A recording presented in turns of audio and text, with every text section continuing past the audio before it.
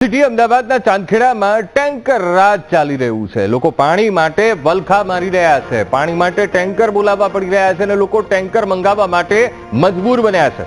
50 થી વધુ સોસાયટીમાં પાણી નથી આવી રહ્યું। આ 50 થી વધુ સોસાયટીમાં પરિસ્થિતિ છે પાણી આવે તો દૂષિત આવતું હોવાની પણ સ્થાનિકો ફરિયાદ કરી રહ્યા છે। હવે પાણીને લઈને સ્થાનિકોમાં તંત્ર વિરુદ્ધ રોષ ફાટ્યો છે।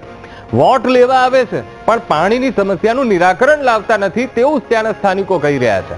કોર્પોરેટર અને અધિકારીઓ માત્ર આશ્વાસન આપે છે પણ પાણી નથી આપતા। સમસ્યા મામલે કોંગ્રેસના કોર્પોરેટર રાજશ્રી કેસરીએ નિવેદન આપ્યું, કહ્યું કે અનેક રજૂઆત છતાં પાણીના મામલે અધિકારીઓ સાંભળતા નથી। સામાન્ય સભામાં પાણી મામલે ઘણી રજૂઆત કરી હતી। ભાજપના કોર્પોરેટર પાણી મળે છે તેવા દાવા કરતા હતા। તેમાં 15 મિનિટ તો પાણી જતું રહે, 5 મિનિટ પાણી આવે તો પીવાનું કેવી રીતે ભરીએ અમે અને વાપરવાનું શું?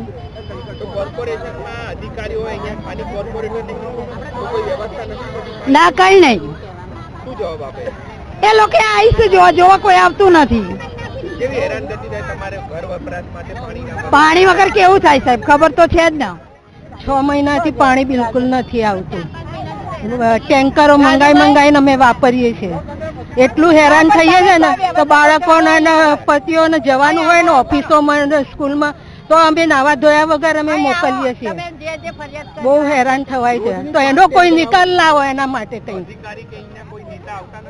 આવે છે પણ વાયદા બતાવીને જતા રહે છે, કોઈ કઈ કરતું નથી। લાઈન નાખીએ છીએ, હવે પાણી આપીએ છીએ પણ કશું નહીં।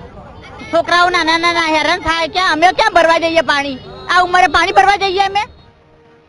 2-3 એટલી બધી સોસાયટીઓ છે કે જેમાં પાણી નથી। માનસરોવર છે, આવકાર છે, સોમેશ્વર છે, શુભમ વિલા છે, આટલી બધી વિસ્તારોમાં રોજના 5-5 ટેન્કરો જતા હોય।